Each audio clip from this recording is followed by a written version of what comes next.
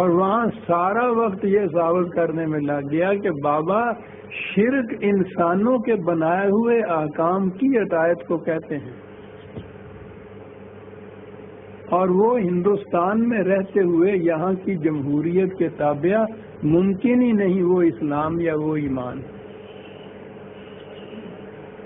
اور وہاں یہ چیز تھی کہ نہیں، بتوں کی پرستش کو کہتے ہیں، اور ہندو ہمیں نہ مجبور کرتا ہے بلکہ اجازت دیتا ہے کہ اپنی مسجدوں میں جا کے تم جس طرح سے جی چاہے نماز پڑھ لو.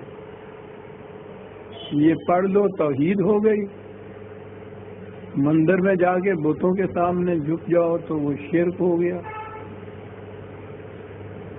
یہ آپ حیران ہوں گے کہ یہ بات جو تھی قریب 10 سال تک ماں بہن نظر رہی، وہاں اختلاف اس پہ رہا، بحثیں اس کے اوپر رہیں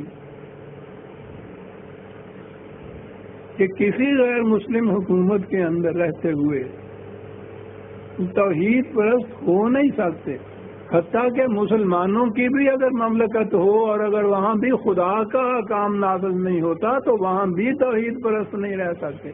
یہ تھی ساری بات جو وہاں جھگڑا ہو رہا.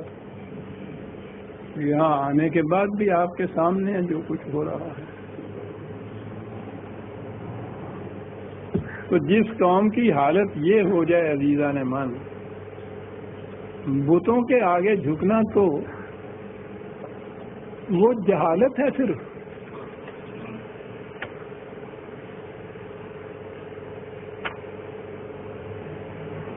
عملی زندگی کے اوپر اس کا کوئی اثر نہیں پڑتا. یعنی احکام، قوانین، اطاعت وہ آپ باہر جن جن کی بھی کرنا چاہتے ہیں کیجئے.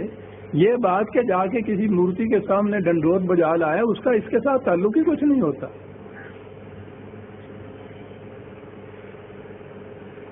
لیکن کسی انسان کے احکام کے سامنے جھکنا باعث تذلیل انسانیت ہے، اس لیے یہ جرم عظیم ہے.